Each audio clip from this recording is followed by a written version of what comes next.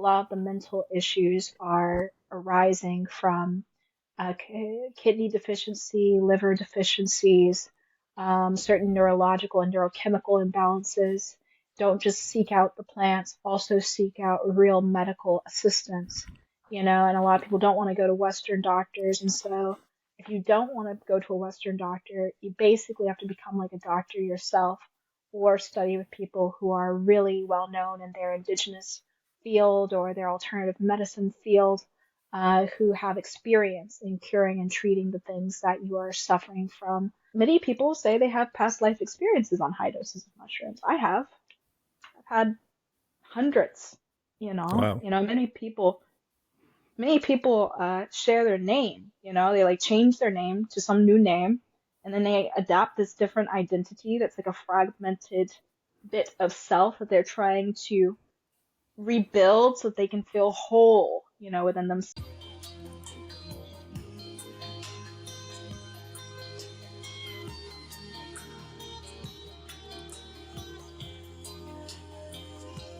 Hello, all beautiful and courageous people all over this amazing planet. My name is Robert Canis, and this is another Beyond the Courage podcast. Last week, we had really wonderful and amazing guest, Lubomir Arsov, a creator of Modern Odyssey, In Shadow, and many other short films. Some people say that In Shadow is the most important video in the internet. We'll place the link in the description. Absolutely amazing, and it pushes us to the very deep process of contemplating life and consciousness. Highly recommend the conversation and in general work of Lubomir Arsov, such a wonderful persona. Also, next week we will have an amazing guest, Dango Fots, who discovered a code within ether using small amounts of DMT and some kind of a special laser. Very excited. We are very excited about this conversation. And today we have such a beautiful, gorgeous guest, Acacea Lewis. I'm very exciting about this conversation with you. We had such a wonderful private conversation before we started to record. I love the way you talk. I love your energy.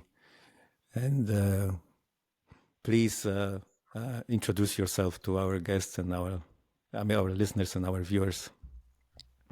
Thank you so much.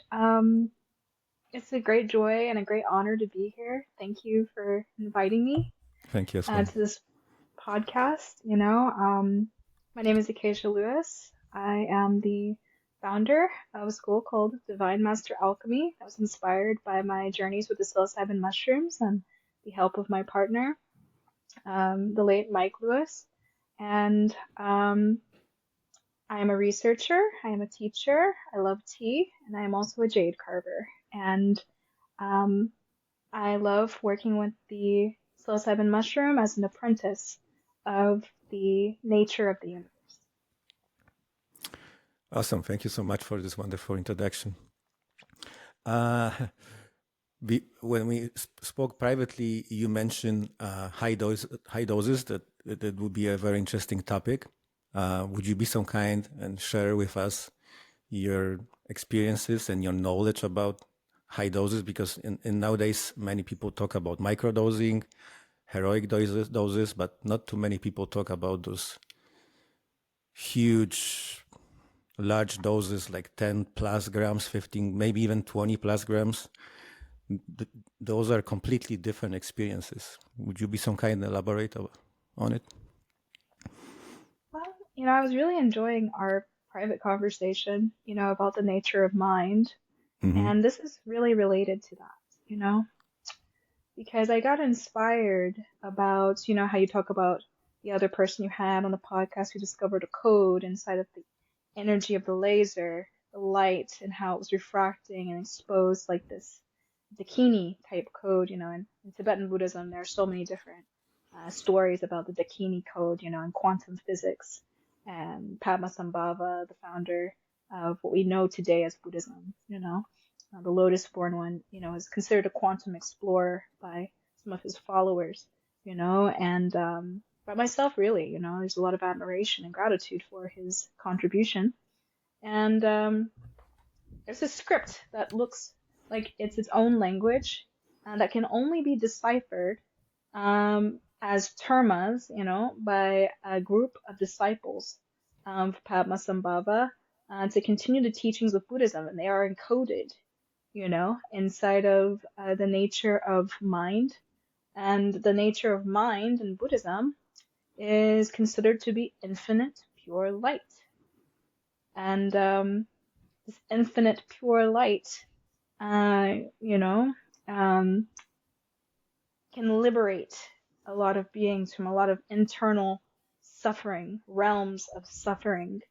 And so, the moon shining on the water is an analogy for this, that it has to reflect the light of the sun to do so. Dzongkar Khyentse Rinpoche said this. And the moon wouldn't be the moon without shape and without this ability to reflect the light from the sun so that it could appear in the sky and then reflect on the water, And so such, is the nature of recognition of this inner light that exists, When you close your eyes and you visualize an object, you see color, you may see textures, but the mind itself doesn't have any colors or textures. It's without any inherent qualities like this, empty essence, when you're in a calm position, can shine like luminous moon on water, just peaceful and present and aware. And so higher doses, can really dredge up a lot of things that you fill that space with just as an act of living. A lot of social connections, a lot of experiential life learning experiences that may be poorly integrated in your mind. And I don't recommend anyone do a high dose. Not before starting with microdosing, not before learning to meditate, not before practicing, at least to try to understand the nature of mind beyond the Western perceptions in the last 250 years or last 1,000 years. Go back a little further. I always encourage people to go back a little further in time to maybe 1,500 years ago, the time of the Buddha, where there are people who spent lifetimes and lifetimes trying to understand the nature of reality and the universe and the human mind. And look at the thousands of years that has been done versus putting so much energy into the psychology and the therapy that a lot is derived from bits and pieces of that time period and era of thought. And compare both and see what resonates for you experientially with your mind. A lot of us end up enforcing this ego notion until when you start to experience a high dose, that kind of logic cannot keep up with what you're experiencing. This notion of self and other might end up evaporating right before your eyes. And then now there is no you don't exist in a body, you're somewhere in a dimension so strange that there's no human concerted involvement inside of the visionary space that you may have erupted into spontaneously. To which that does not really help the issue of what am I and who am I and how do I remain a stable, happy human being. It's really more for exploration purposes. So hopefully you've built a foundation that can withstand such a big jolt of belief and of experience, going from being a simple human being to a infinitely complex, all-pervasive, multidimensional self with infinite qualities all of a sudden, all at once. It can be very overwhelming, and it can do the opposite of help if not taken seriously as a death and dying experience, and a one that needs to be supported well by your family and friends and community, not just something that you do on the weekend because you wanted to find out what it was like. And so, with respect, it's like approaching a grandmaster martial artist like Lindy E.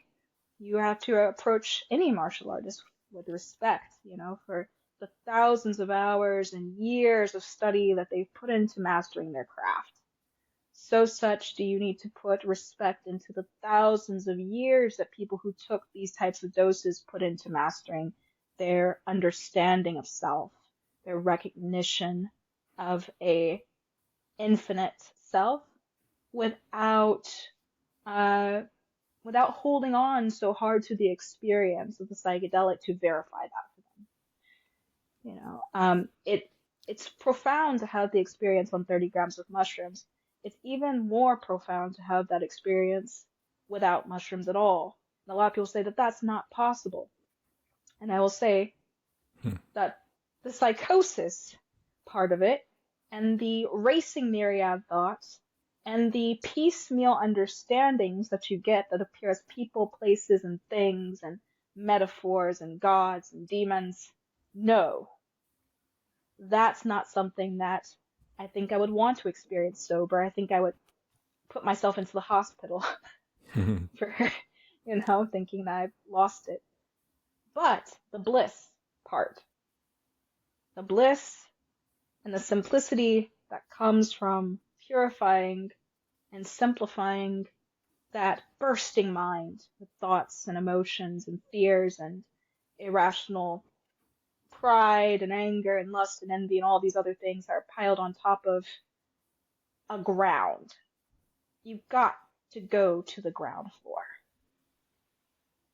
And that's why I think a lot of people use the word grounding, when they talk about high dose experiences, that people need some grounding. I think what they're really talking about is true, unadulterated visiting the self that existed when you were born, the self that was fresh, that was new, that carried nothing but wonder and compassion and had its own wisdom, that was unborn, this primordial pure self that exists. We never lose it. We come in here with it, and we die, and it doesn't die. It keeps going, lifetime to lifetime to lifetime. That's what Buddhists believe. We believe kind of this, reincarnation thing is real. And many people say they have past life experiences on high doses of mushrooms. I have. I've had hundreds, Wow. many people share their name, they change their name to some new name, and then they adapt this different identity that's like a fragmented bit of self that they're trying to rebuild so that they can feel whole, within themselves. And then oftentimes that backfires with people who love them as they are, feeling robbed of that person, their identity shifts or quantum leaps between lifetimes, and sometimes fractures into unintegrated parts of self, sadly. And, the emotions that are not integrated when you try to integrate this higher power version, this God self or past king self, is all of this integral pride and envy and anger, all these negative qualities that come in the shadow, that kind of come racing behind this identity that only can exist when those aspects do not. And so you end up with this dark versus light dichotomy kind of going on inside. And the unintegrated dark is always a shadow over that person's beautiful facade of purity and kindness and compassion, And the Buddhists kind of nip that in the bud by addressing three other things that we never talk about in psychedelia, which is attachment. and aversion and ignorance, but not ignorance we think of like, oh, a stupid person or bad person or think bad word, about people. Ignorance meaning a lack of understanding of how reality and cause and effect and the self works, a lack of understanding of one's true nature is ignorance. And so all negative things are considered to come out of delusion, like a delusioned state of mind that is from the lack of understanding of self, not being self and other. You harm another sentient being, you hurt yourself. That's something that is taught. But we experience it all the time. There's cause and effect to everything, even small, minor things. Even the things we say in our minds that hurt ourselves. That's a cause. And then there's an effect, which is suffering. So all beings, no matter where they are in the world, suffer, you know? Even little bacteria, when we drink our little antibiotic drink, they die, like little Hmm. bacteria die, daily in our bodies. We're carrying life and death in the balance. Go ahead. Yeah, yeah. Keep going. It's fascinating. Good time for a uh, tea break. yeah, maybe yeah. When you take a tea break, you're a huge fan of really those amazing teas. Maybe you can elaborate on this as well a bit later. Um, uh, I had a one really large dose session with mushroom. It was 23 grams, and I also do not recommend jumping into such huge doses. I think it was, in my case, it was from 8 grams to 23. I had a heroic session with mushroom, like 5 grams, and mushroom told me, I think it's a good idea that you try this huge dose. And I there was 23 grams left, so I took all of it. And surprisingly, it put me into a sleep, and then it put me like into subatomic space, Hmm. uh, That's the because probably experience. probably I wouldn't be able to process this being awake. No, no, And no, no. That's the goal. That's mhm, the goal. In Africa, they put people to sleep to have the mushroom journey, like for thousands of years in not Burkina Faso, Sierra Leone. And there's actually written evidence of this. 1990 Suleiman's journey. He went to a shaman who gave him conicide mushrooms and told him to go to sleep. mhm. Yeah, but it was very surprising for me because usually when we take mushrooms, the last thing we do is sleep, unless like Amanita muscaria is a it's a also very challenging mushroom. That one is specifically designed to experience it during sleep. Have you ever tried Amanita muscaria? Oh yeah, quite a lot. But I Yeah. want to say something. Um, Hmm. the subatomic realms is what me and Kalindi connected about originally over 7 years ago. And it's because I had this one journey where I took mushrooms, 13 grams, and Syrian brew, and I exited through the fractal pyramid experience that I had, smaller and smaller and smaller, until I entered the subatomic realms awake. Hmm. Now, it's hard to determine whether you're awake or you're sleeping because everything around you changes so much that you can't really even see the room that you're in anymore. And so I would say the higher doses are like Ant-Man and Wasp, as Kalindi often described, where terms of awake or asleep do not apply in that experience because it's so your yawning could trick you into thinking that you're asleep, but your mind is actually very aware. And so that Yeah. awareness is this Vajra type awareness exists in the infraparticle according to Buddhist belief. And all five elements are also connected to the five Buddha kings that exist inside of the mind. It's said that there are five dakinis that are the female forms or female activity of the Buddha that are in essence the essence nature of fire, air, water, wind, and space. And these five tantric dakinis are visualized. They're called tantric because you visualize them in your mind and exist inside of everything that we see. And then the five essential qualities: awareness, which is Amitabha.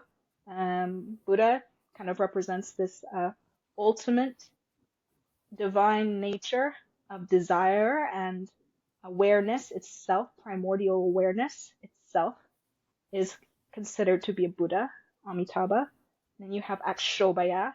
Akshobhya subdues anger and is like the primordial water-like flowing nature of how mind can never die. It's unshakable. It's considered the unshakable nature of mind that exists. And then you That's have fascinating. Ratnasambhava and Amoga City, respectively, red, blue, green, yellow, and white, the rainbow body. This rainbow body is considered to exist in the infraparticle. And the Dharmakaya, or the all-pervasive body, meaning pervading all dimensions, all universes, is considered to be empty space, or Vairoshana Buddha. And it's, one Buddha, I said one Buddha, one teacher once compared it to say, if we were inside of Vairoshana Buddha, it would be as if he had 25 lotuses stacked on top of each other. And we would be in a galaxy that would be a speck inside of the top lotus. And inside of that galaxy would be an even tinier speck, which would be Earth. And it would be called the Fearlessness Planet, on top of 25 other lotuses filled to the brim with galaxies in different dimensions that Vairoshana is holding. So it's considering super saturated in this primordial essence of light and emptiness and non-attachment. All love and all compassion encompassing therein that force. Yeah, that's really fascinating. I love the way you talk about it. Acacia, you were recommended to us by Julian Palmer, who is a friend of yours, Mhm. and you mentioned that you would like to talk about something related to Julian's work. By the way, we highly recommend the podcast we recorded with Julian Palmer. He's an amazing persona, and he's got such a wonderful and courageous life. Yeah, And I'm also superbly grateful to Julian for recommending you as such a wonderful guest, and you fit perfectly to our Beyond the Courage well, creation. thank you so much again for having me here. And, you're talking briefly about observing the nature of mind. And, Mm-hmm. Julian, I think he's a fan of the iboga. I think that he mentioned that on his podcast. Um, there's actually a cousin in Australia called Tabernanthe mani.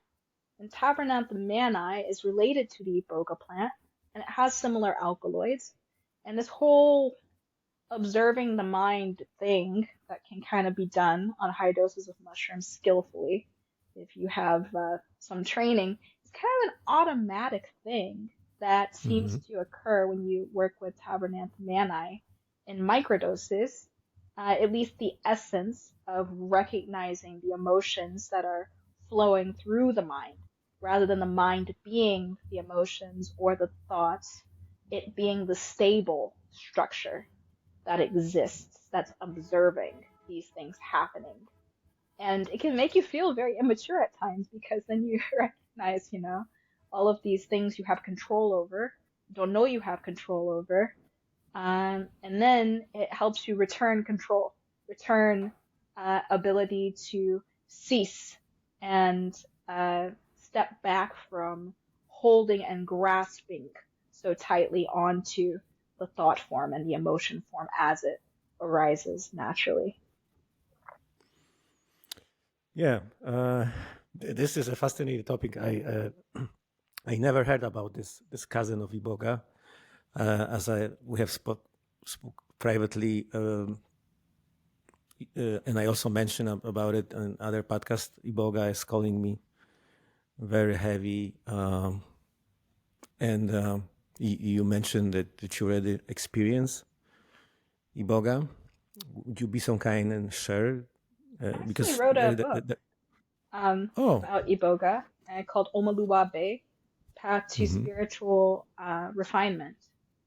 And, in Buddhism, we consider all sentient beings to be like our mothers, as limitless as the sky. If you've existed for eons, and the essence of the universe is all inside of you, and that's what you really are, then all beings in this universe in previous lifetimes, whether you're an ant or an ostrich, could have been your mother that you encounter in this lifetime. It's considered this.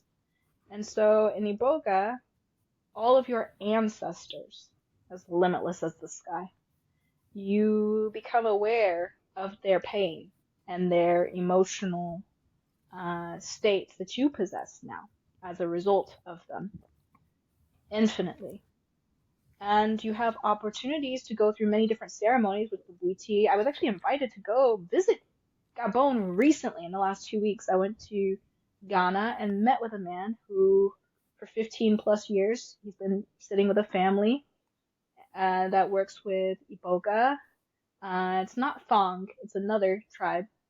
There's multiple tribes that work with iboga, and there's multiple iboga plants they work with, one that's close to the ocean and one that's in the forest, and different techniques that they have of holding space inside of each container. So it's similar to how we, in the United States have many different types of ceremony we can have with the mushroom. There are different types of ceremony that can be had with the iboga.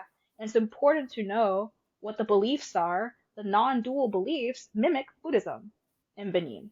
And so when I Mm-hmm. spoke to the young man about my experiences at high dose, etc., my experiences with iboga, this non-dual sense of reality, to them that is the only reality that exists, is to bring you into a knowing and a full acceptance of this reality of being the product of 1,000 trillion beings that are all beings that have suffered, and then taking refuge in a supreme light, a supreme purification that comes from those ancestors and the compassion that those ancestors possessed. There's an intrinsic value there on transmutation and also on healing your family and healing your body, because when you heal your ancestors quantumly, all of their pain is entangled with your body. So in science we Wow. call that genetic disease, and the DNA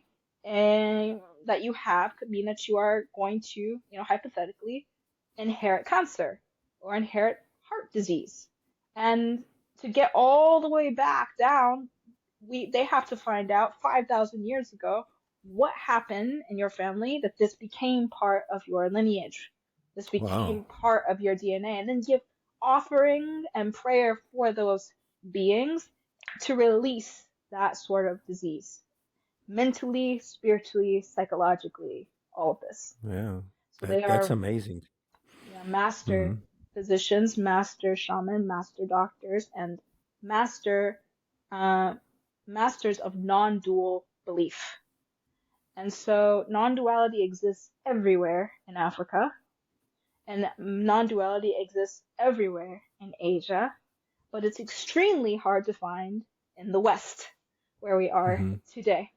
And so I try to be an advocate for looking at reality in terms of connectedness rather than in terms of separateness, because I believe that human beings have lived far more millions of years connected than pulled apart, and Mm-hmm.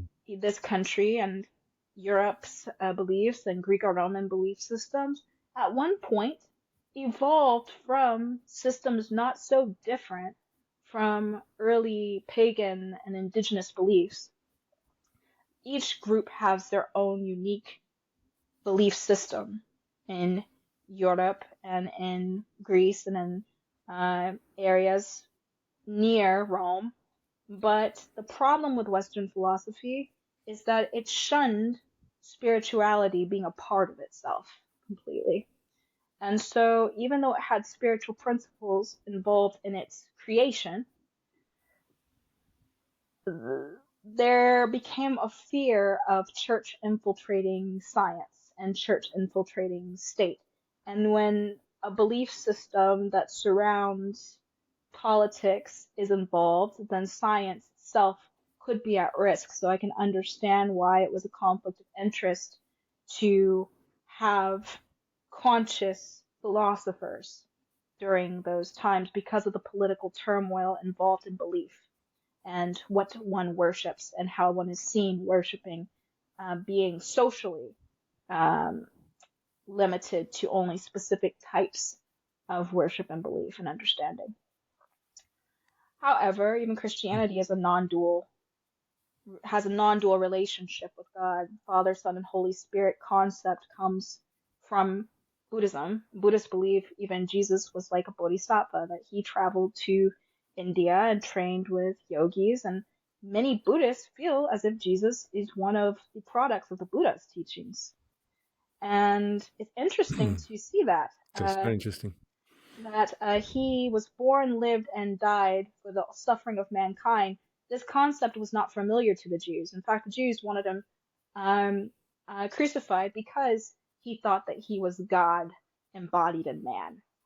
And this concept was a concept that was identical to early Vajrayana Buddhist belief and current Vajrayana Buddhist belief, is that the Father, so to speak, and the Son, so to speak, and the Holy Spirit all exist. And as a product of that, we should want to help other sentient beings through loving kindness and compassion. And so saying Jesus died for your sins, Buddhists wouldn't say that. They'd say Jesus was born, lived, and died for your sins.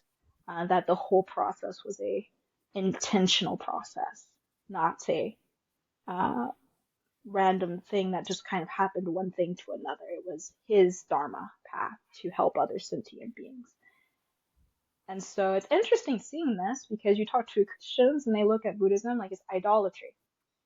And what I've noticed is that there's a fundamental disconnect in the Buddha statue being Buddha, or Buddha the man being Buddha.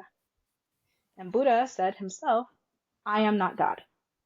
I am not a God. I am simply awake. But perfectly awake. And that perfect, awakening is very important to recognize because all sentient beings have this. All humans who have 8 qualities of not being born as animals and being born in the hell realms and certain qualities. There's precious human birth quality. But all sentient beings who have this precious human birth quality have an opportunity to themselves become fully, perfectly realized beings. That's superbly interesting.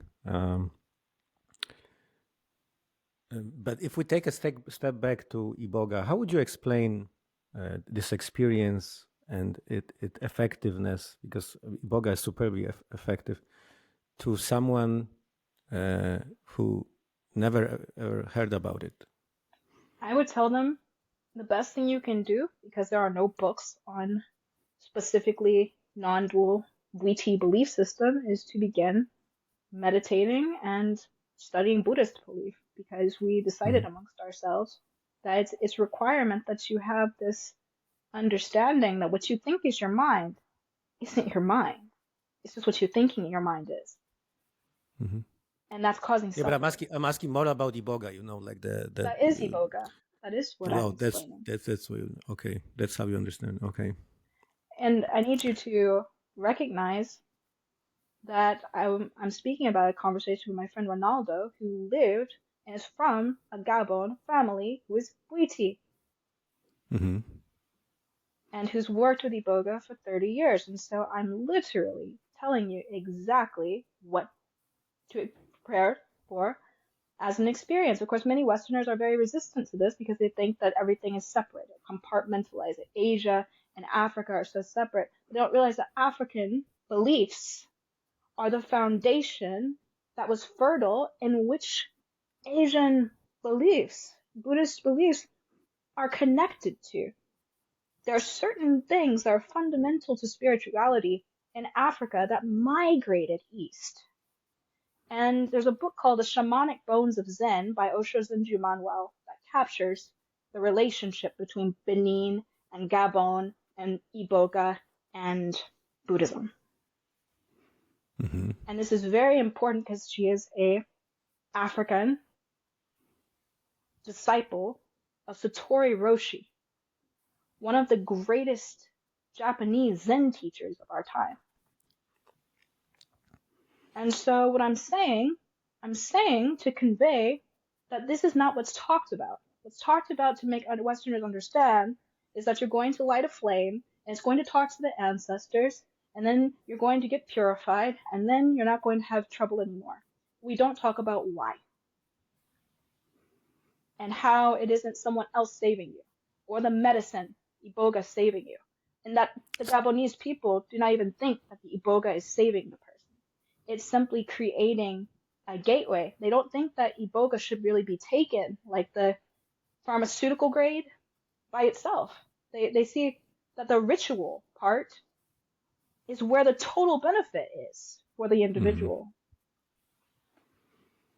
Total benefit is inside the dying and the ship that's created for you to sail through the ocean of suffering, Buddhists call samsara, to make it to a space where your mind is liberated from these obstacles that you create for yourself. And I wrote a poem about Grandfather Iboga that was similar to this, and I'll give you a short version of it if you want to hear it. Do you want to hear it? Sure, you're more than welcome.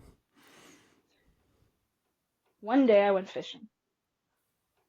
I walked with my tackling box, the last possession that I owned.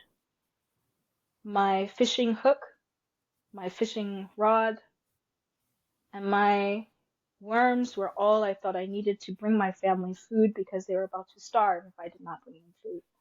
And so I walked to the edge of the dock and I sat down, but there were no fish.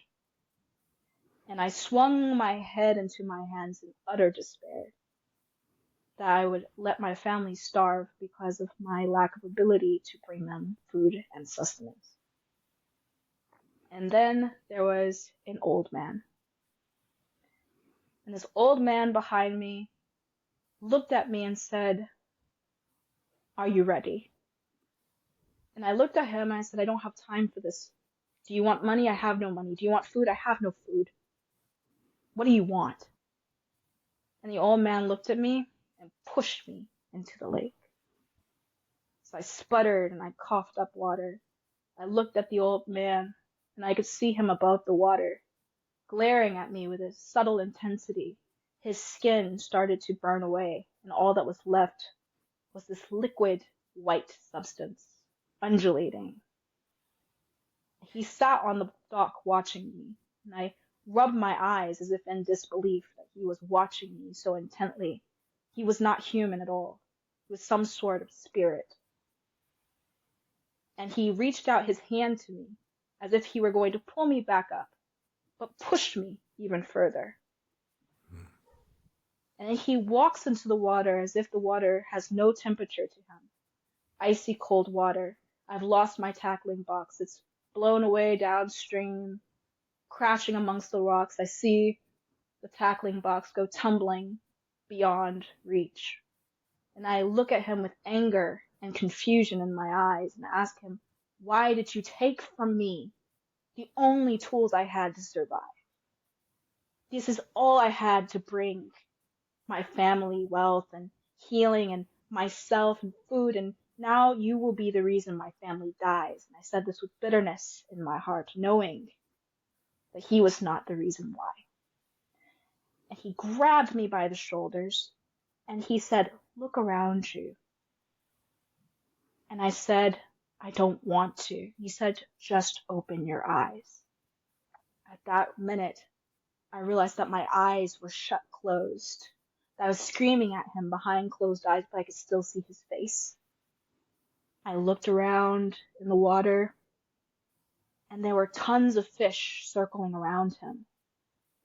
And he said, "Reach in the water and take what you need, but ask kindly for their help, and they will come to you." And I said, "I don't believe you." He said, "Just give it a try." And as soon as I thought in my mind, "I need help. Would you please feed my family?" the fish all came to me one after another, saying, We will be that sacrifice. I gathered as many fish as I could, overjoyed and confused still that I did not need my fishing box or tackling hook or anything to feed my family. And I looked at the man confused and I said, well, why did you do this to me? Will this happen again? And he said, son, the tools that you had were like your mind. When you let go of those tools, you have infinite ones. You Mm. don't need a fishing rod. You always have what you need. And the metaphor for that story is the man is iboga, the man who was the fisherman is me, and my thoughts and concerns and my perception of what I thought was going on and what I thought this world was about with all of those tools that I thought I needed. And when I let them go, everything I needed came. That's very deep, very powerful poem. Thank you for sharing it. It's very resonating with me, especially that open your eyes. I spoke with Lubomir Arsov last week. We highly encourage everyone to see In Shadow. Mother Nada say, so far it's been seen for 7 million people. I asked him about this number, and he said just 7 million people on this planet is ready for this message. And the ending is referring to opening our eyes, and also what you said about letting go of these tools which we hold on to. Then this is like, for me, beyond. This is how I understand going beyond the courage to let go of what is most precious for us.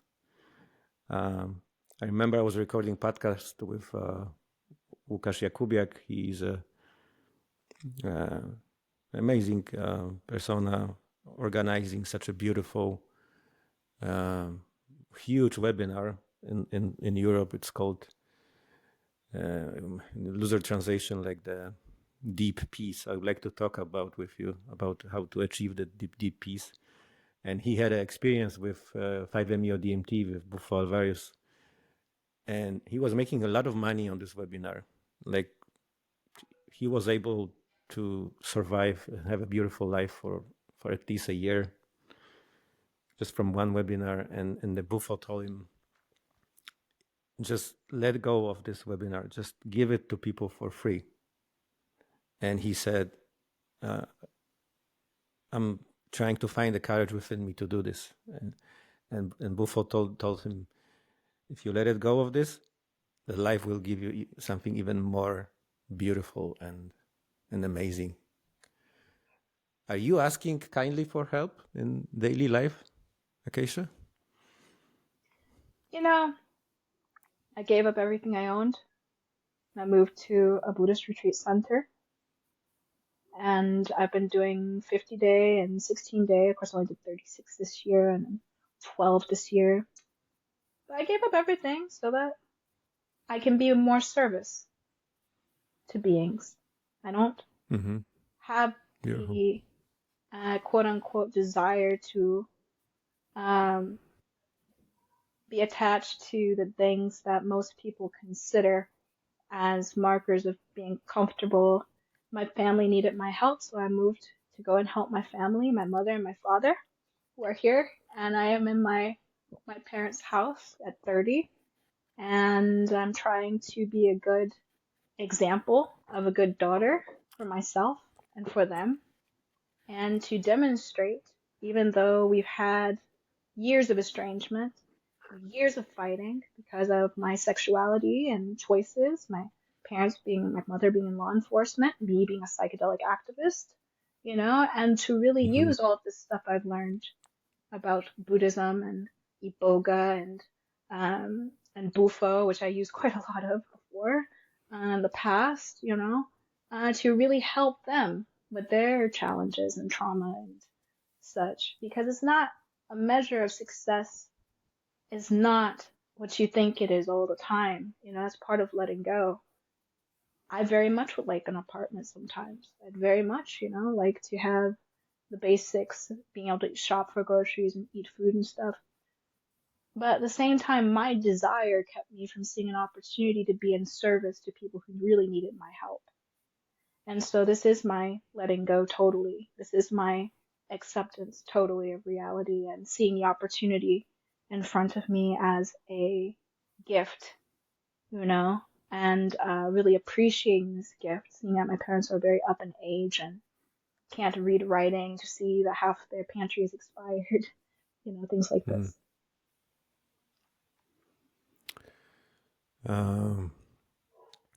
Yeah, thank you for sharing this as well. So you were able to achieve this peace with your parents for now? There is no for now. As long as I do my practice, there's nothing but that. Mm-hmm. And a lot of people don't realize the benefit it could have for their life to recognize that what they've been taught about Buddhism is very much in the West, especially, like I said, what I was taught prior to having an actual teacher who was authorized, being in the psychedelic community, learning from multiple people, getting inspired by multiple people who were very gifted, was incorrect. And so my practice in Nundro is very much the core of what keeps me happy. But right action, right mindfulness, right discipline, the eightfold path away from suffering, which exists, there's Four Noble Truths. There's suffering, there's a cause of suffering. There's a path that leads from suffering, and there's an end to suffering. It's basic foundational teaching. Nobody taught me that. Except for my actual teacher, my root lama who wrote the book, Secret Drugs of Buddhism and Psychedelic Buddhism. I think you should all check it out. He is the one who inspired me to look into some basics and actually do the basics, and I need to practice more, I know, but as long as I do my practice, which revolves around reflecting on how precious it is to have a human life with these leisures of not having pain and ignorance and laziness and things that prevent me from learning the wisdom that comes from the self unbound, unencumbered, unobscured, and recognizing the fullness of that potential is so profound. I recognize that every day. And I also recognize that things change.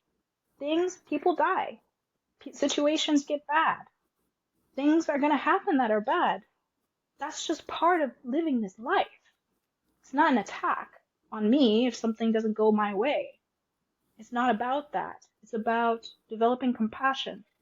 If I use these things that go bad to develop my compassion, then it still turns out good in the end for me and for those around me, because then I can understand from someone else's perspective what they might be going through.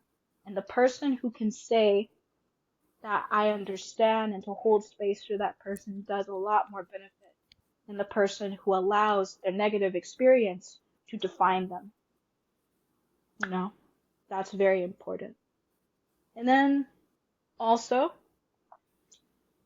to develop humility and to develop appreciation and gratitude and joy and wisdom and compassion, to develop good qualities so that I can be somebody who is beneficial to my family. So I can be someone who's beneficial to my community and all sentient beings that live in this world that we are in. And the world, I think, needs more people who are being of service without attachment to titles and appearances to seem as if they're acknowledged or whatnot. Just regular, people like me and regular people like the Sangha, who make a difference every day by dedicating the merit of their good actions to people who are suffering, who maybe made mistakes and are suffering because of the mistakes that maybe outside of their perception of control, eons before they got to this planet, are still suffering and creating actions like patterns.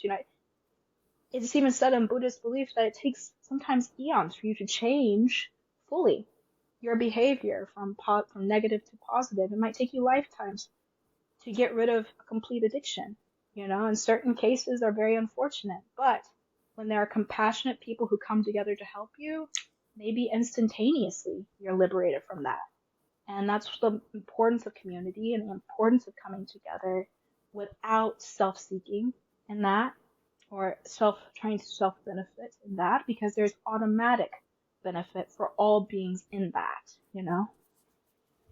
Mm-hmm. And so, yeah. Thank you for sharing. That's really beautiful. I highly encourage everyone to find a deep peace and connect with our parents. I had a lot of conflicts within my life with my mom and my dad, and mostly thanks to psychedelics, I got this wisdom and strength within me to reach to my parents, forgive everything, be grateful, and now our relation with my mom and my dad is just purely beautiful, pure love, and I'm grateful for everything, for the gift of life. Akesha, what was the deepest, the most profound message you received from plants? For you, or maybe like for collective consciousness as well?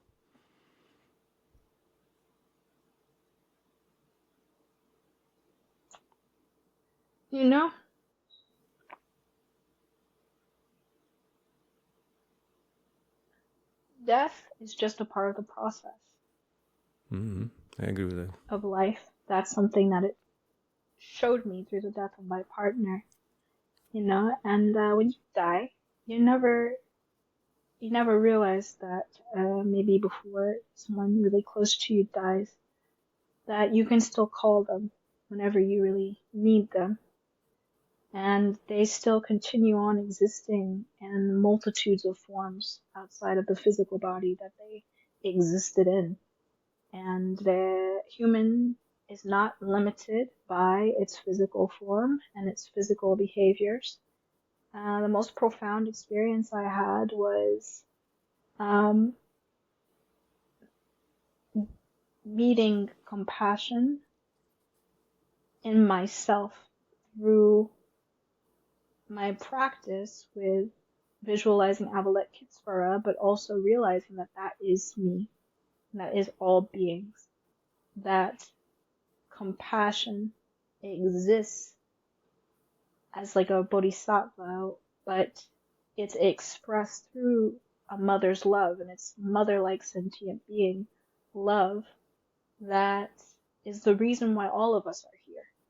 And so if it weren't for mothers, no humans would exist.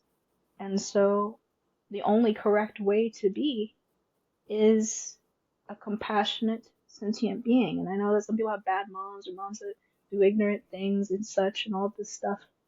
But it's in the essence, the principal essence of wisdom and compassion and primordial love that exists. I think everyone touches on this in their psychedelic experiences.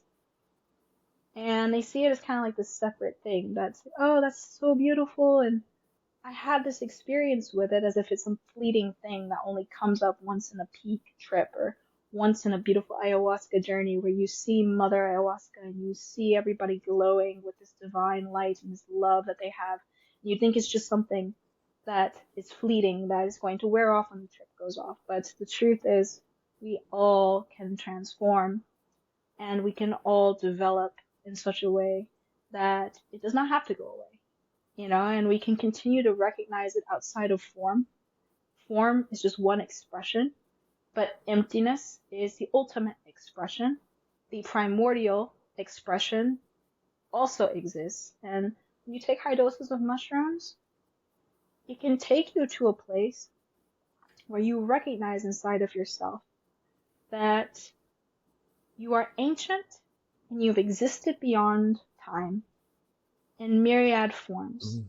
And the only thing that I felt when I recognized that, what I felt, not what I saw, what I thought, what I felt was love. And what I was connected to this reality was by the strand of unconditional love to my parents, to my birth, to my surroundings, to my partner, to my community, is all connected by this primordial intelligence that is not just a feeling, but in essence, the fabric of reality itself. Hmm. Yeah, I experienced something like what you just described, and it's very resonating with me. Would you be so kind and tell our viewers and listeners about your school? That's Sure. such a beautiful, beautiful, and holistic creation. I'm just an explorer. I got really sick. I had tumors and, um, I had many issues with depression. I'm a veteran. I was in the Air Force. And, I went to college before I went to the Air Force. When I was in the Air Force, I was just talking to my mom today and I said, it's a really shame that people who leave the Air Force, they might be societies and different groups who are supposed to help them, but the real help that they need, I think, has to be psychedelic because the experience of basic training, of being taken from your family, of having no name, only a number, marching and regiments, feeling cut off from society, your family, your friends, everything familiar to you, you're taught through psychological programming to become a soldier. And when you are taken from that environment, your family that's artificially created for you, your squadron, your unit, your master sergeant, even your master is your sergeant, the president is your deity kind of, because you say the national anthem. It's like you are saying it to his picture every morning at 4 in the morning before you do anything. It's like if you don't help the president, then you're no good. And that's kind of a spiritual thing. It's a tantric thing, visualizing the president and saying words of praise and such. This was hard for me leaving this environment, and it tormented Can, me, can feeling as if I'd imagine. failed my family when I was taken from that environment through means outside of my control. I got into a car crash. It's not like I violated some law. I got into a car wreck. That's it. And so the school was born from me getting so sick that I was either going to physically die from the suicidal depression that came as a result of that, or my physical ailments, my lung disease from smoking 2, 3 packs a day, my endometriosis that was becoming cancerous, my cervical problems. I won't even say cancer. I see where it kind of freaks me out these days because I've dealt with it so much in my body. Um, that I needed help that Western medicine did not seem willing to give me because I did not have money. I did not have resources, and I lived in my car with my fiance. At the time, me and my Wow. parents were estranged, and we had no plans. I was in the military, and I was like, oh, well, you're going to have benefits. And now that we're married, everything will work out for us because, I have a $42,000 car, I'm all set up for life. And then I got into this car accident, come back to the Air Force Base, and they pulled a don't ask, don't tell on me. Said, okay, you're marrying a woman. Okay, we're going to kick you out. It's voluntary. Bye. And that was the last I saw of my squadron, the last of my perfectly curated life in my head. They thought I was going to be an Air Force captain, and at 18, 19 years old, I had already had a college degree in astrophysics, it's like had opportunities, for this. And then once it was all gone, I realized, oh my God, I created this illusion that I depended on so heavily. And now that it's gone, I have nothing. And so my partner was a botanist. And I didn't know how deep Mike's botanical knowledge went until after we got married. And when we were homeless, we foraged for wild spinach, oxalis. We basically foraged for whatever we needed to eat on the California coast living in the car. And that's Hmm. when I started learning what I loved when I was a kid. I loved plants when I was a kid, and I was homeschooled. And so I had the freedom as a child to study botany extensively, to study geology extensively, to a level of like master's kind of degree level. Like my whole childhood, I was kind of just focused, hyper focused on the natural world, whether it be geology, biology, physics, mathematics, all of this type of thing. My dad was a mathematician, my mom was a law professional. So they homeschooled me and gave me all the skills I needed to do pretty much whatever I wanted to do in life. And I really appreciate that for them. You know, and they did that for me, and it helped me to forgive my parents for the rift that we had between ourselves during that very difficult period of my life. And then, you know, learning from Mike, he created his own food for his rabbits. He used to breed Dutch mini lops, you know, little lop rabbits you see in pet stores. He used to breed those, you know, as a hobby. And he wanted to do so humanely, unlike other rabbit breeders. And so he grew all the alfalfa they ate. He grew all the plants they needed for their diet and made medicine from the natural environment in Pennsylvania. And he had given up everything he owned to go and join an eco village in Guyana at the same time I'd given up everything to go into the military. So both of our plans didn't work out. And That's quite a story. yeah, we had no money, Wow. no plans, and we were just living in our car for like a full 2 years learning about plants. And that's when I decided to introduce Mike to psychedelics because I had already had experiences before I went into the military. And so we drove back to Texas after 2 years of saving up, working and living in the car. And when we got back to Texas, my old mentor, who taught me how to grow Texas orange caps and stuff, who was a mycologist, got me back started again. And, you know, I taught Mike how the mushroom works. And of course, my mentor didn't tell me this, but he liked to combine mushrooms and MDMA together. And so Yeah, we some had people like to do this. we had mushrooms and MDMA off and on, as well as just mushrooms off and on. And my partner Mike at the time was transitioning to male and extremely dysphoric and extremely depressed as well. His plans didn't work out. I was depressed because the military didn't work out for me. And, you know, I had gender identity challenges myself at that time.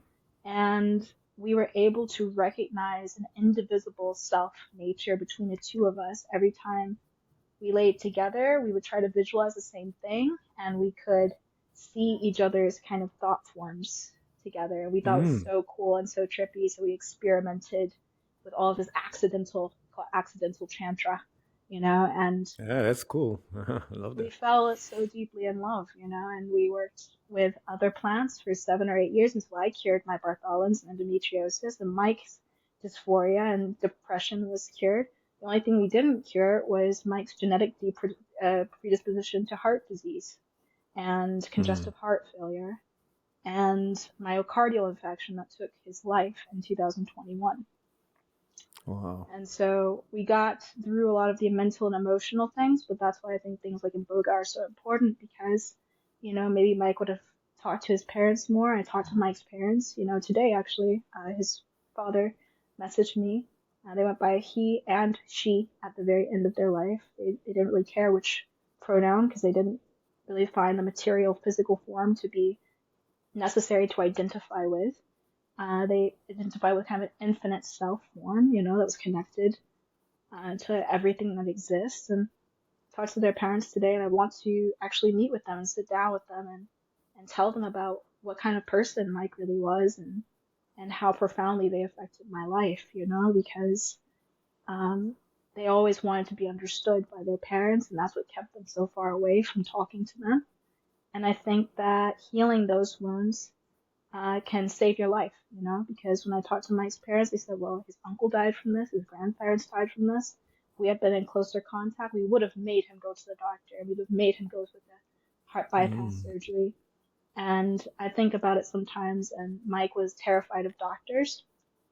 And so I find peace in knowing that Mike didn't die connected to a bunch of tubes and wires in a hospital bed. Mike died in his happiest place on earth, which was San Jose del Pacifico, Oaxaca, in the cloud forest where we both lived at that time. And so for me, it's even more than that because I learned so much about heart disease plants after Mike died because I swore I already knew the solution. And the sad part was if we had known he had heart disease, we could have started him on red sage. We could have done more exercise. We could have done so much. You always think of that before. Um, but now it's helped me be an advocate for people with myocardial issues and um, with deep vein thrombosis, which is what it is. Deep vein thrombosis is the name of it. I actually helped a friend whose wife died a couple of months ago who had the symptoms that Mike presented, which is just a limp and a swollen leg. That's all the warning we got. And the limp in the swollen leg turned out to be deep vein thrombosis. And even though she got to a hospital, the warfarin they gave her caused the clot to go from her heart into her brain and caused a massive Mm. stroke and coma. And then she died in hospice 2 weeks later. And so that's when I realized, like, you can't play God. You can't always prevent somebody from dying because you take one action versus another action. We lived 3 hours away from the nearest hospital. And so Mike died the way that Mike was supposed to go, and finding peace and acceptance. And that is what spurred me on my Buddhist journey in the first place, because any sort of spiritual system, even though Buddhism is not a religion, never has been a religion, it's a philosophy, it scares people away. And the reason why is because there's so much disinformation, so much dogma, and so many times the teachings are in another language or difficult for people to comprehend. Mike made it simple for me because he did mushrooms on Buddhism, basically. Mike would sit there and chant, and I'd be like, "You're doing your silly chanting thing. Okay, would you please stop? I just need some silence." And I'd walk into the room next thing, and he would be talking to something. And one of these times I saw what he was talking to, and I freaked out because it showed up in the room. We both could see it, and it was like hovering in front of Mike. And I was like, "What the heck is that? Get that thing out of here. Maybe it's some entity or some, demon or whatever. And it turns out it was the Green Terra. He was doing a Green Terra chant on my birthday. I'll never forget this. And I verbally abused the Green Terra. Mm. And when it looked at me, we had like an interesting communication because it was so far beyond what I ever thought was possible. An infraparticle holographic being, self-manifest in the nature of Mike's mind, was staring at me, talking to me in a language I could understand, and I was not tripping hard enough for this to have been part of just the trip. I was coming down. And I have a picture, actually, this is the room we were in. This picture is the room we were in when it happened, actually. Yeah, you showed me the picture before we So started that's so talking. funny. And then, Mhm. it's crazy. I cried so many tears when my guru did the Green Terra Puja for me just a few weeks ago, and at the center that I go to, he did the Green Terra Puja, and I just cried and cried and cried and cried and released all of this guilt and shame and confusion and ignorance that I'd had in that moment. And it was so beautiful for me because I reconnected with my own primordial feminine essence through forgiveness of myself for not recognizing that, yes, it is possible that there's a female Buddha-like being that exists, that can be manifest. It doesn't exist relatively, but ultimately it's generated in the nature of mind, and it can be a force of compassion to heal uh, the human body. And so the most profound experience I've had would be probably the last 3 years. And it's been a continuous experience. It's not one trip changes and another trip starts and changes. No, any experience I've had psychedelically in the last 3 years has been related. And it's like one stream of development. And I feel like I'm developing because of this. And Mike's greatest hope for me was that I would reach a state of self liberation. And I feel blessed by that intention. And I feel liberated on so many more levels than I did 10 years ago. And I know it's because I've decided to be good for goodness sakes. We always have this joke. I said, "You're like Santa Claus. You want everybody to be good for goodness sakes. Maybe we're good because we want people to treat us right, huh? Maybe we're good because we want to be loved, huh? Maybe that's why we're good. Maybe humans aren't so perfect. You think we really care, always about everybody. What about the guy who pisses me off? Maybe that guy, maybe he can go to hell. And Mike looks Mhm. at me and is like, everybody needs love. Yeah, for And sure. love can change beings. And I didn't believe that.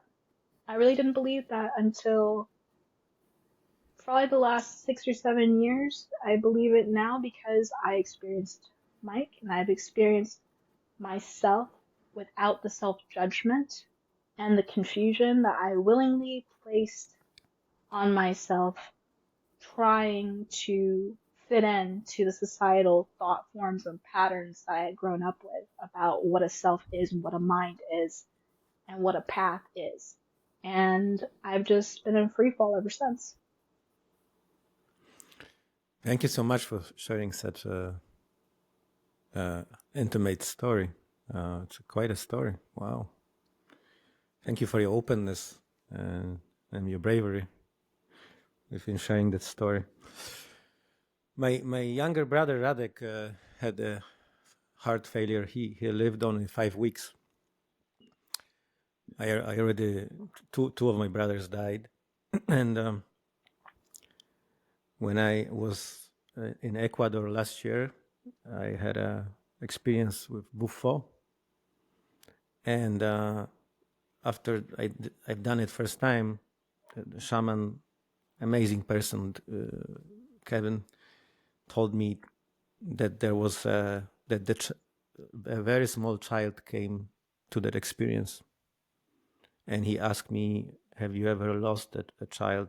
I said, "No, but my younger brother died," and he came to me when I was in this buffo state, and his spirit was so lost. Actually, I done it already twice, and I asked him, "Can I do this third time?" And when I done it third time, I helped him to go on the other side. I just grabbed his hand, and it was so emotional, so beautiful. I hope that I was able to help him, because it looks like his spirit was just lost in this earthy realm for so many years, you know.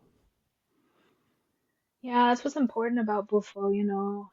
Mike died in the same position that he was in his first Bufo ceremony. Same Mm. position, same blankets, same hand position, same foot position. Mike was totally in that same position when Mike transcended. And then Bufo, my first Bufo journey, I got up and I ran outside during the experience and I freaked everybody out. They're like, you shouldn't be able Oh, to really? stand. Yeah, and I was having a full fractal, like everything was falling apart in fractals and I was enjoying it. And I went outside, sat on the grass, and smoked some cannabis out of a vape. And I proceeded to have one of the most glorious, like, releasing experiences I've ever had. But it turns out, I guess they didn't put enough in the pipe because in the second time I took it, I was gone. There was no self, there was no body, there was no anything. I was gone, but I was aware that I was gone. And the last thing I thought was like, Anuttara Samyak Sambodhi. This is the primordials. This was that Buddha state, that supreme bliss state. And it was like every molecule inside of my body was having a simultaneous orgasm. Every Wow. molecule inside of my body was just beyond Good. bliss. And I got there and it was like so much love I didn't know what to do with it. So I started running away from it. You can see in the video that I look like I'm swimming out of the experience. And it was like I was trying to birth myself out of it because I was like, oh no, I've really done it now, kind of thinking. But I wasn't panicking. I was just relaxed, but looking like I was swimming. And then I see like this hole, like I'm being born through a birth canal. And I come out on the other side of this hole, like a baby bird, and I literally made a tweeting Mm. noise that sounded like something from a Jungle Rick record or something. I made this bird noise of all noises to make. And Mike was right there looking at me, and his whole face dissolved. And it was like I saw his, you know, like how you see the Buddha eyes, and it's just two eyeballs in a mist of like galaxies and cosmos. If you've Mm-hmm. never looked it up, just look up the Buddha's eyes, and it just has the Buddha's eyes. His whole face dissolved and just became the entire cosmos saying always and just holding me right there. And that moment of time lasted like what felt like eons for me. And that moment just like, it's like, okay, that's it. I'm set for life. I don't have to worry anymore. I don't have to. I'm always loved. I'm always protected. The the love of my life is infinite. So yeah. And then I got out of that experience. About 30 minutes later, I forgot, and then I went back to being my normal, whatever, egotistical bullshit self, you know. And I didn't decide to start really working on myself until after that, sadly. But I was still a I wasn't mean purposefully. I was just easily triggered and I let my triggers define me. I would say mean things out of anger, not take accountability, or I would blame others for my own mistakes sometimes and then have to take up for it later. I was still a good person, but the way I look at it is I created suffering for others because of my lack of self accountability.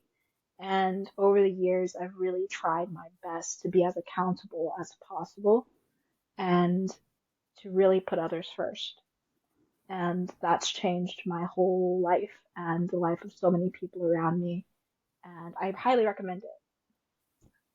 I highly recommend it. It's psychedelic. It's a high dose. Mm-hmm. It's a high dose of compassion. I never had a full blown experience of Buffo. And my ego was I've done it like 7-8 times. My ego was able to somehow uh, stop it. Can I say I've made something, a yeah, Robert? sure. So, you know, the the Seri tribe does not specialize in breakthroughs. And they told me this a long time ago. They said this whole notion of breakthrough Bufo culture was Mm-hmm. invented by two crackheads. Like, what do you think that you're doing? Your job is to shake hands with the universe as it really is, not for Mm-hmm. you to completely dissolve and not be able to recognize the relationship you have with the toad medicine. The toad buries itself for 9 months underground. And in that 9 months, it produces this 5-MeO DMT naturally. And what Yeah, they I heard said, about it. Yeah, that some people are able to do this organically. in their songs, I don't know if they sung you the songs, but is Winkle in Hoya is a song called The Protector of the Cave, and the cave is the stable nature of mind. And there's actually a song of the cave that's sung in most Siri-led Bufo ceremonies, and it goes back to prehistory before Bufo was discovered again by Octavio Redig and them. And for me, the protector of the cave that comes and shakes the sky with his thunderous roar is the truth of bliss. And I think that the ego, the quote unquote ego that gets labeled as ego, is really just our insecurity or unsureness that we really are embodied in that experience. And, you know, in most indigenous belief systems, there is the ego that's identified with negative action, but the part of yourself that's witnessing the experience cannot, by definition, be ego unless it is distracting you from that wisdom awareness that you are simultaneously happen. Both things can't happen at the same time. So, and a lot of people characterize kind of feeling like, oh man, I didn't break through. One of the Siri elders told me, he said, there is no such thing. And there is That's no very such thing as like you uh, not having the experience you were supposed to have. You always have the experience that you are supposed to have. yeah. I'm aware of it. I trust the process, trust life. Thank you for sharing it. So you have mentioned that you were able to cure depression, and also when we spoke privately before we start recording the podcast, you said it would be a really good idea to talk about achieving this deep peace within our body, mind, and heart. There's so many depressed, confused, and lost people out there right now. What would you advise? What would be your advice? How to have a how to achieve this deep beliefs within us? How to have healthy body and mind? What tools and techniques would you recommend to people who are struggling right now? You've really got to develop your willpower to overcome a challenge first. And many people aren't aware of alternative systems of medicine that suggest certain plants. It's not only about the psychedelics, it's also about the holistic plants. A lot of the mental issues are arising from uh, kidney deficiency, liver deficiencies, certain neurological and neurochemical imbalances. Don't just seek out the plants, also seek out real medical assistance. And a lot of people don't want to go to Western doctors. And so if you don't want to go to a Western doctor, you basically have to become like a doctor yourself or study with people who are really well known in their indigenous field or their alternative medicine field, who have experience in curing and treating the things that you are suffering from. Any sort of dis-ease, quote unquote, is um, a lack of comfort in the body, a lack of feeling peaceful in the mind. And a lot of times we don't think about our anxiety as being a dis-ease.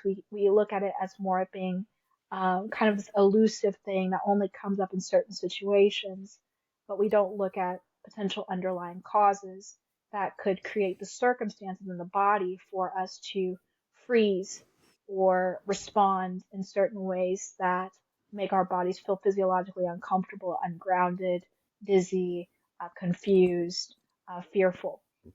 And so it takes understanding that one's willpower is related to one's life force. And so if you've been severely depressed, your life force energy in Chinese medicine is kind of considered that your life force energy is linked to your depression. Your kidneys are linked to your depression. Jing energy is considered like your life force energy. In Chinese medicine, just quickly, Jing, Shen, and Qi. And Jing is like the wax of the candle in the human body. The flame is the key energy, or the energy that you have to work with. The Shen energy is the light emitted from the flame, the spiritual energy that exists. And many people who seek psychedelics have a lot of spiritual experiences, but their wax is almost down to the bit just because they've gone through so many traumas and they're so stressed out that they don't have the strength to continue to keep going. And so they just feel like staying indoors all the time, sleeping all the time because all they can do. They can't get out of bed and they can't do certain things without certain assistance, whether that's a drug assistant, whether that's a food assistant, whether that's a person in their life that's the only person who really understands and that's the only way that they're able to get through. And so it's a bigger problem than just the mind. It's the whole body problem. And what I would suggest is looking into Shen and Jing tonics first, looking at things that build your blood, build your brain's ability to support itself. Because here's the thing, you can't cure depression with a brain that's functioning on neurochemical fumes, okay?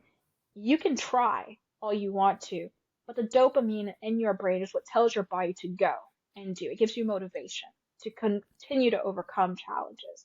You don't have dopamine. This is part of what the school is about, actually. I started the school because I wanted to teach people about the spectrum of herbal traditions to support the body in doing its natural functions, like producing the right amount of hormones.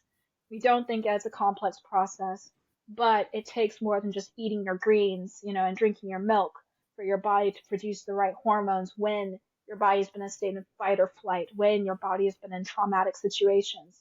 You lose a lot of L-DOPA on cortisol. That cortisol causes inflammation, neurological and physiological. You have to fight the inflammation and you have to fight the fact that the dopamine has been converted to something that does make you feel uneasy and does cause you to have other side effects like shortness of breath, confusion, fear, all these things, fight or flight. And so, as PTSD veteran myself, I can tell you that the way that I cured my depression had very little to do with the mushrooms themselves and everything to do with getting my neurochemistry back on track, getting away from tobacco, getting away from alcohol, getting away from things that suck my dopamine, serotonin, and GABA up, my happy hormones, things that are dopamine pits, like video games and TV and sex. Sometimes you need to go celibate for a little while. Sometimes you need to turn the TV off or uninstall the video game that's distracting you from the motivation that you should have to sit with yourself and tap in with yourself. Instead, you're tapping in with everything externally to try and get away from yourself. And so you've tricked yourself into thinking you can't meditate, but it's really not that you can't meditate. It's that your body's not relaxed enough and your mind is not relaxed enough because it's in a constant state of running, in a constant state of trying to fix things. That's your body telling you that it's running low on certain things. And I say all that to say there's just a couple main plants that shaman in every different location that work with psychedelic drugs use. like guayusa in the Amazon rainforest called shaman's coffee. Has theobromine in it, has L-theanine in it, has amino acids that help reboot your mind after you've had the experience, that continue to level out your emotions after you have the initial journey. Your emotional health is highly chemical in nature. A lot of what we feel has specific hormones attached, specific acetylcholine attached, specific chemical laboratory ingredients being created fundamentally as soon as we have the experience of emotion. That's what's in our bloodstream. A lot of times we get stuck on that. And so we think that we get a bad vibe and something's going wrong. But the truth is, the actual bad vibe has a name, it has a chemical, and it has a hormonal response that's linked to something going on in our bodies that is physical, that we can actually point out and say, if we give the kidneys this polygala and clean the liver out, the liver will run more smoothly. Therefore, it won't get choked up on certain stress hormones that refuse to leave the body system, continuing to cause a state of inflammation and nervousness. And that nervousness and agitation is what gives us that bad vibe feeling. So it's really learning how to take the body apart based on the five organs, based on the five senses, based on the five tastes, and to realize how the plant world is built as a communication system between Earth and the human body. How early humans came to discover that these plants had different effects on different organs long before medicinal research was supplied to prove accurately that these plants were non-toxic and had these benefits. How did early humans make these deductions, pairing them with psychedelic plants? And so, yeah, that's partially why I started my school in the first place, is because Western medicine teaches symptomology. If you have a symptom, this is the drug that we treat your symptom with. But it's very poor in my direct experience at getting to the root cause of certain deficiencies, the why.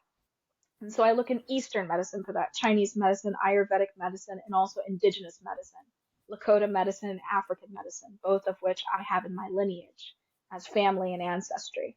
And so for me, and my Native American heritage is actually Chickasaw, not Lakota, but having been adopted by a Lakota chief and taught Native American medicine the way he understood it, um, and practicing it in Mexico gave me a blueprint of how to help other people who don't have that experience. So I received a honorary doctorate from the Native American Church in traditional plant medicine over the last 11 years of study and intense analysis on the relationship between the spiritual disease and the physical ailment. Hmm. Yeah, thank you for sharing that. You have a huge knowledge about it. Probably we can record a series of podcasts with you referring to beautiful, healthy, magical life. Can you tell us a little bit about those amazing teas you drink? You mentioned that Kung these Fu teas are Cha. psychedelic, but they are not like No, they're just more than psychoactive. They are they're not just. psychoactive, but they have a psychedelic nature within them, right? Well, I was just comparing the terroir to being a psychedelic experience. If you're really sensitive Hmm. energetically, as a lot of medicine people are, like you and I, certain smells can evoke images in the mind. If you really center yourself and slow down and allow yourself to have that intimacy between you and the plant, you know?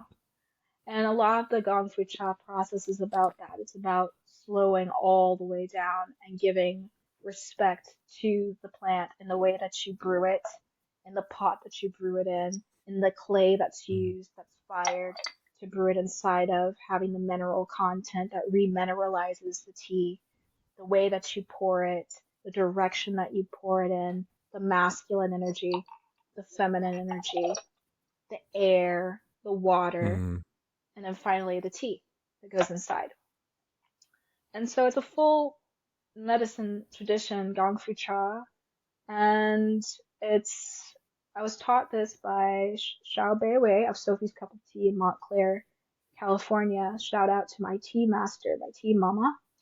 And she kind of took me under her wing about 2 years ago and started teaching me about the origins of tea, the history of tea culture, the growing of certain types of tea: green, yellow, red, white, oolong, and dark pu'er heicha type tea.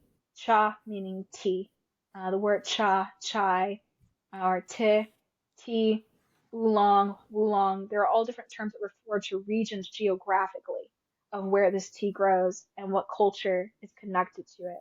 And there's a really nice history um, connected to tea culture that mirrors other indigenous psychedelic plant history. That's why I give it an honorary role, even though it doesn't have any psychedelic properties that we know about. At least, I don't know, they haven't done enough research on pu'er. That one's out of the court. That one might actually be a psychedelic. I don't know. But as far as we know, everyone can have tea pretty much safely. And it has a lot of health benefits when collected in traditional ways, when it's picked, when it's not covered in pesticides, when it's in an organic environment. It can share the flavor of the earth in that geographical location. And I like tea, and I like agar wood. I'm actually teaching a class on agar wood right now because agar wood is one of the only incense that tea connoisseurs like to use. Well, of course, sandalwood, of course, very traditional. But agar wood is also one of those plants where you can smell the terroir of Cambodia. You can really touch and shake hands with the spirit of Mm. this ancient wisdom plant teacher inside of the sesquiterpenes that it's produced to defend itself from different local threats. Bugs, bees, mold, fungus, all of these sorts of things. It's created a algorithmic blueprint and fingerprint that's unique to that tree, that's unique to that spirit and location that can teach you, through the olfactory experience of agarwood and the savory experience and the olfactory experience of tea really goes together. One works in the GABAergic system. Most oolong contains a measurable amount of L-theanine and GABA, not to mention polyphenols and catechins, which are potentially anti-aging compounds, anti-inflammatory compounds, antiviral, you know, L-theanine focus and relaxing the body, GABA allowing you to feel safe and calm and relaxed in the body. And then agarwood for me, I think it's a perfect pairing. I love the two. Interchangeably, of course, not always at the same time. Today I'm only working with tea. I might only work with tea for the next 2 months, and then all of a sudden, inspiration might hit me, and I might dab one tiny little dot of agarwood on my wrist and rub it together and have a euphoric experience because the sesquiterpenes um, can help promote serotonin in the body. And so it was shown in a research study recently on kainam, which is a grade of agarwood. It doubled the levels of serum serotonin levels in the bloodstreams of rats that were given exposure to kainam incense smoke over a week-long span. And so it's got the quality to be able to elevate the levels of serotonin consistently in the body of rats, at least. I'm not a rat, but I can tell you from experience that has been part of my journey in quitting smoking and part of my healing journey massively because it mimics the terpene content of over 100 sacred plants in one essence.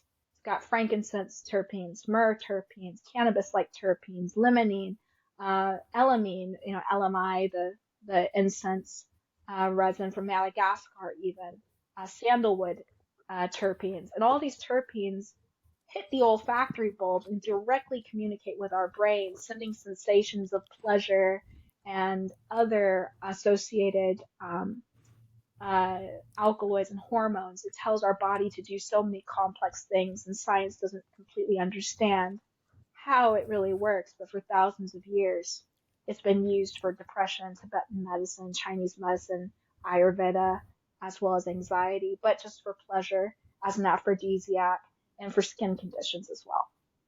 Mm-hmm. And So so, many benefits. Yeah. yeah, and then tea. I don't want you to take that shadow from tea, but if you're gonna, when are you gonna post this podcast? How many months? Probably a week from now too. Oh, well, okay. The class will be coming to an end at that time. We're doing it the 15th through the 17th, and then the 20th through the 22nd. Well, all my students got this amazing kit from Pierre Black, who's a master aromatherapist who CO2 distills and uses a copper still to distill some of the agar oils that are aged by him and organic, and they're just wonderful. They're going to get a kit of 8 of the world's most beautiful agar wood oud oils, And I'm excited to work with them in their healing journeys with each one that has varying qualities, some euphoric, some sedative, some aphrodisiac in nature. So yeah. Yeah, we'd be more than happy to post all the links to in the description to your school and to all of your work. Do you have any relationship with kratom? Kratom? It's also a tea from Southeast Asia. Yeah, I used to like Green Ming Dong kratom a long time Hmm. ago. Uh, I just I had it before the podcast. It was one of my favorites. I do find that it works on the opioid receptor sites, and because I have addictive Mm-hmm. personality disorder in my family, I run too Mm-hmm. high of a risk of forming a an addictive pattern with it. And I've seen so many Yeah. people um, get addicted to it, and I also think it speeds up your mind. And I'm trying to slow down my mind these days. I don't need any more help being fast in my thinking process. So I think it's really wonderful for people who are addicted to opioids if they can treat it responsibly. If not, Hmm. I think that maybe first you should consider something like Canna. That is a SSRI that works on helping you to feel comfortable and safe in your body and relaxed in your body. Most first and foremost, relaxed. Or tea, uh, GABA oolong. I highly recommend. Or go to Sophie's Cup of Tea and get a cup of oolong cha from Wu Yi. I really love oolong tea. Oolong is rolled and roasted high mountain oolong. It's wild harvested, and it's really a delightful spiritual experience for me. Working with the one I'm working with right now is really wonderful from them. But yeah, there's quite a few things that you can do. And like I said, helping people with depression, I would say look at the full body issue and work on your kidney and liver health if you expect to work with psychedelics, because that's what'll get you in trouble emotionally is challenges metabolizing the psychedelic. And a lot of people don't realize that their body maybe only metabolized a quarter of the psychedelic because of the first pass. So chewing the mushroom completely, a lot of people don't do that. Chewing it with honey, even fewer people do that. So the glucose doesn't carry the psilocin directly into the bloodstream. The Aztecs did this technique. They didn't combine it with chocolate like everybody wants to claim. There's actually no history on that. Combining it with chocolate the same day, yes, but not at the same time. That's a very important distinction. But chewing it with stingless wasp honey is a part of the Mazatec tradition and Aztec tradition. And the honey glucose contains the psilocybin and it carries it right into the bloodstream rather than it being digested and then being processed by the liver, which holds a great amount of psilocybin to try and protect your body. And so that's why you have a come up in waves. The come up comes and then it comes again, and then you have finally one last third wave. But after the third wave, actually what's happening is whatever doesn't get metabolized, your liver's still protecting your body from toxins in the food that you eat the next day, and that's going to clog it up more. And then days and days and days go by. If you haven't fasted for a single day after your trip, your liver really hasn't had a break and it's working on overtime because it's been trying to protect you from this thing it thinks is a toxin. But really, it's not trying to just protect you, it's metabolizing the psilocybin into psilocin. And the psilocin is what's actually small enough to go and cross the blood brain barrier. Psilocybin itself is not small enough to actually cross the blood brain barrier on its own. Hmm. So, the citric acid in the liver is what's produced. So your body uses up vitamin C to try to break it down. So I tell people in the Amazon, we take camu camu, camu camu, every Oh gram of yeah, I camu love that. camu Hmm. has, 10,000 units of vitamin C. That's Yeah, another way yeah. that you can really help speed up metabolization. But there's a funny part that most people don't think about. Just like lemon teching the mushroom, if you take camu camu at the same time as the mushroom, it will be about 10 times faster of a trip than even a lemon tech, you know, Oh and that, really? yeah, and it can get very speedy and very uncomfortable because it's like instantly metabolizing the psilocin as soon as it hits your gut. And personally, Mm. personally, I don't recommend that unless you do it with a microdose because I think you can make your microdose much more strong, and really get you to a good point. But if you do it with a higher dose, it could get dangerous. I've done it with a high dose of 21 grams, and it did feel Mm, uh, too those are really. physically too physically strong. And it wasn't the dose. I'd done 21 grams multiple times over time in different time periods, and it wasn't the strain either. It was the Camu Camu, and I loved it. I had a great experience, but I didn't not. know that Camu Camu is affecting. I've been taking Camu Camu on daily basis for like 10 years. Never find this information. Yeah, come take a Maybe class. that's why my heroic mushroom trips are so intense because of Yes, Camu Camu. that would be why, actually. Yeah, I think Oh we my found the gosh! bottom of it. Take a break for at least a month. It's going to take you a while. Yeah. You probably also have diarrhea Wow. from time to time. That never occurred, but Camu Camu is probably the best source of vitamin C on this planet. Right. I, Uh, I'm in general, I'm a huge fan of superfoods. I take about 30 different superfoods on daily basis. Uh, I highly recommend the reishi mushroom for the liver health. Yeah. And Well, going back to a relationship with kratom, yeah, I highly nettles. recommend to. Nettles for liver. Like doing one little box of nettle tea for a week Mhm. before your mushroom trip will make it so much more emotionally less taxing, in my Oh, really? experience. In Thanks to Chinese the tip. medicine, liver holds anger, and I've had a lot of rage, being military and, you know, having parental issues, mommy issues, daddy issues. Doing the nettle made me, I feel like, structurally sane, emotionally. Um, What's the name of it? Stinging nettle. Okay. Stinging nettle is a plant that is used traditionally as a diuretic for the liver, and it is nothing like it. I've actually taken it after a trip and had the trip come back on because it was Mm. scavenging for psilocin. Never heard about it. Well, definitely look into it because it's a lot more powerful than reishi for healing the liver, that's for sure. Mhm. Reishi is more of an anti-inflammatory and can help with different cancer and like liver cirrhosis, but as far as actually cleansing the liver, washing out the liver, helping with fatty liver disease, nettles is actually known far more in the herbalist community for that.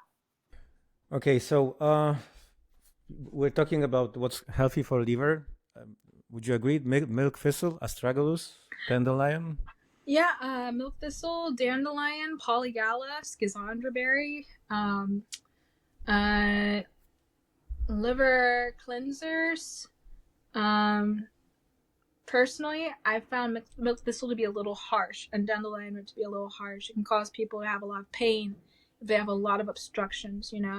Um, and so it's important to start really gentle, and nettle is the most gentle and effective at the same time, in my experience.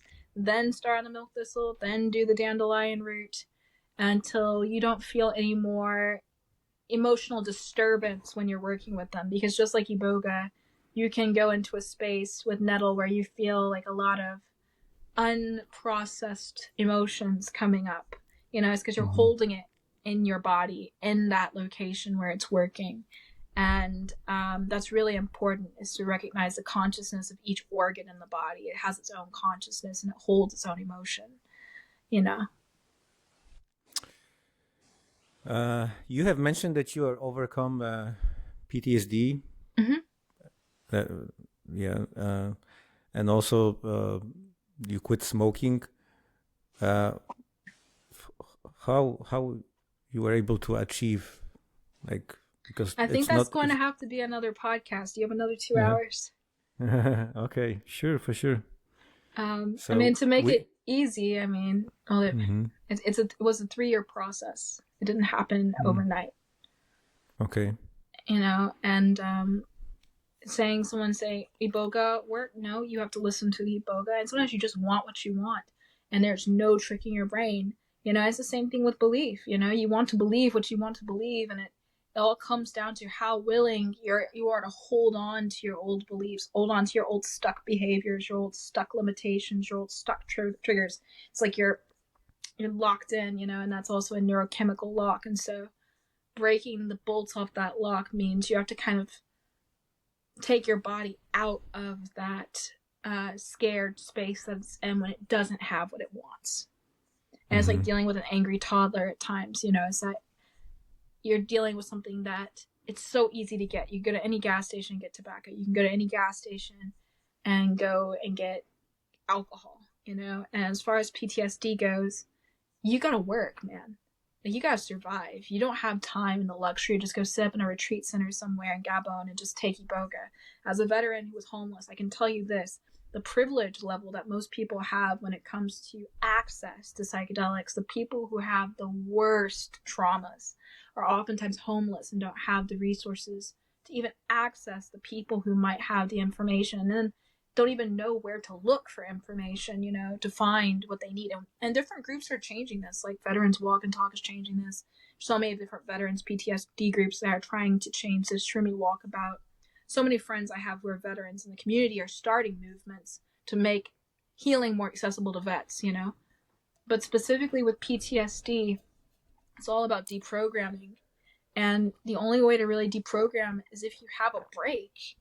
You know, a lot of people put off healing long into their 50s and 60s and 70s, and then finally decide that they're just going to die effed up, you know, for lack of a better word, that they're broken, and they know that they're broken, and they want their friends and relatives to love them broken, and that's fine. You know, that's really fine, because a lot of people who don't have access, that's their only option. And a lot of people who don't have access don't want access to psychedelics. They want access to pharmaceuticals that are going to fix the problem, because they only trust pharmaceutical companies. In the South, in Texas, that's how it is here. You know, Southern people don't trust the hippy dippy stuff, and they don't trust the whole spiritualist type of mumbo jumbo that we spew out according to them. They really want something that is prescribed by a doctor in a white outfit. And I think that's where I have to change my mind. I used to say I don't want psychedelics without a hallucinogenic effect. And I feel like for some of these elders who only know and only trust doctors who are very conservative, that might be the only way to help them heal. For some people who are very evangelical, who are trapped in this idea that psychedelics are just drugs, you just want to get high, they're also going to benefit from having psychedelic experiences without hallucinogenic effect, because of their own judgment of the help that could possibly help them with their PTSD. But ultimately, the help comes in changing your lifestyle and getting out of your environment. You can get so much neurochemical help just by leaving the United States or leaving your neighborhood and going to a beautiful place. Your body will naturally start to do what it does. It needs to move, it needs to shake, it needs to scream. And a lot of people don't feel comfortable with that, because our society has made it so such that people healing looks crazy. And a lot of crazy people are healing, you know, and people say, well, I don't want to look weird. I don't want to embarrass myself. And I say my best advice is to find a safe environment where you can. Find a safe environment where you looking funny and crying and screaming is safe. And you have people around you who can create a container for you that's well kept for you to safely do that, you know, with support. And there are integration circles around the country that are doing just that. And I have to applaud them, you know, for the work that they're doing with PTSD vets to give them that safe place to express their rage, and just accepting the fact that no one will ever understand my pain or hear my story the way I want it to be heard. You know, the way that we want to be held and supported, oftentimes society looks at it as unrealistic, you know, and that's when we have to develop self-love for ourselves, not expect all of the love to come from external sources like our parents or our family members or the entheogens that we take. We have to rise to the occasion to recognize our own innate ability to express and also love oneself and accept oneself. And, you know, I scoffed for years and years at spiritual and religious stuff. I was an atheist, you know, and then it took me going to the point of realizing that I'm not alone, and the only way I can't be completely alone in my little world is if we're connected. And resisting that connection with others. I wanted to be in my own bubble. I wanted to have my own land, my own 50 acres, my own gun to defend myself from whatever disaster, my own rights. Like most veterans, I wanted to have a fortress of solitude, you know? And a lot of people back themselves into a hole because people don't like how they express. They don't like the rawness, the triggers, and I can't blame them. It can be scary dealing with a PTSD vet. It's very unpredictable. You don't know who they're going to be from one second to the next. Are they going to be on the battlefield with you? Are they going to be in bed with you? Are they going to be in bed thinking they're on the battlefield with you? And that's terrifying for a lot of families, you know? And the drugs that veterans get prescribed don't make it any easier for them to find a way to liberate themselves from needing drugs to survive. Yeah, I agree with that. I think many people agree with that. Yeah. We'd be more than happy as a Beyond the Courage to record another podcast with you whenever you feel comfortable. Totally. Because you had such a huge knowledge and you talk so beautifully about it, and your life story is so amazing. At the end, I would like to ask you, Acacea, how do you see the future of the relation between consciousness, psychedelics, humans, healing our traumas? Right now, you know, we have advanced technology, AI, quantum computers, psychedelics, podcasting. 10 years ago, you know, we didn't have these tools, and there's more and more tools and molecules and coming up, huge revolution. I think the further we're going in time, I think the more intelligence we have to appreciate the traditions that were subjugated in the past, like indigenous belief systems, such as Buddhism, which evolved from the Bon tradition that was an indigenous tradition that worshipped nature spirits and had lots of magic and psychedelic use involved. You know, now I think that the appreciation for tribes in Peru is greatly overstated by the tourist industry and the capitalistic industry that is going to Peru with the intention of leading ayahuasca tours.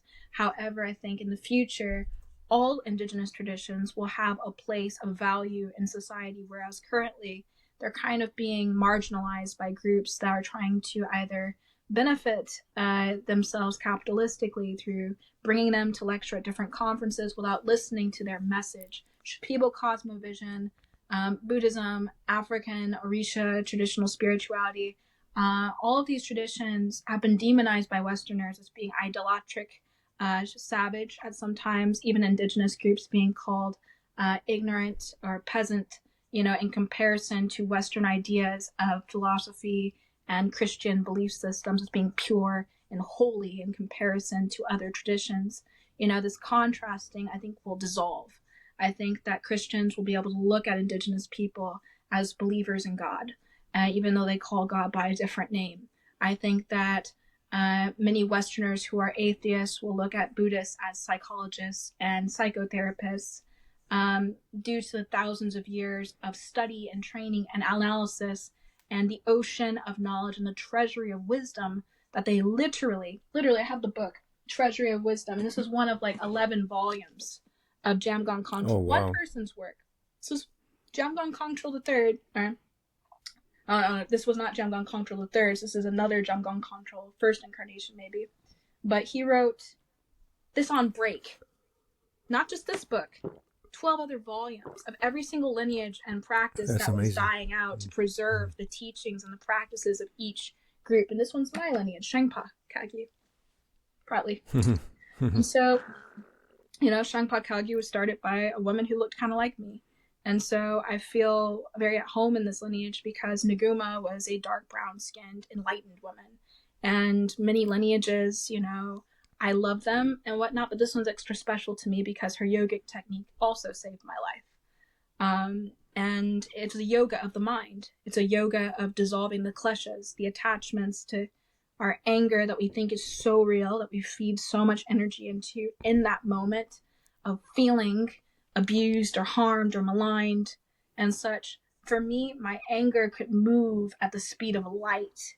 And as a PTSD vet, I think most people can relate to the rage that's generated by seeing a human life taken again and again and again. All of this rage builds up and it's transferred into daily life experiences over completely unrelated things sometimes. upset because you got held up in line, upset in traffic, cussing somebody out, red in the face, about to turn blue just because something did not go your way. It's like the rage comes, and it comes like a tidal wave. And a lot of times we'll say, I'm sorry, but blacked out in that moment. And that blackout is just this complete lack of ability to process human emotion. And that lack of ability to process human emotion results in so much harm and so much suffering for those around us. And for me, the only way to unlock that totally was to find where the anger was living in me and find out how to uproot it as gently as it was put there, because it was never put there as fast as it would come out. It was always little experiences over the course of my life that led to me being a very angry person. And then having to take apart those experiences and look at them with new eyes outside of the triggered moment and process it rationally and send love into it to transform it into something that was wisdom, to focus on it with just my awareness and without judgment, and to just send love into it.